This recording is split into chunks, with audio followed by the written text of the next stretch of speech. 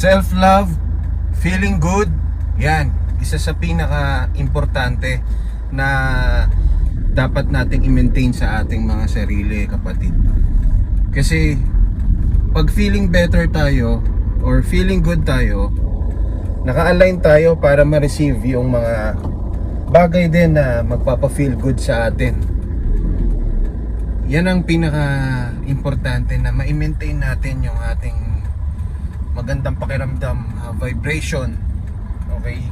Kasi nagpo-broadcast tayo ng signal sa universe kung ano yung mga next na attraction o mga next na mga magiging reality natin. Magnet kasi tayo eh. Tandaan nyo na kung ano tayo, yun ang ma-attract natin.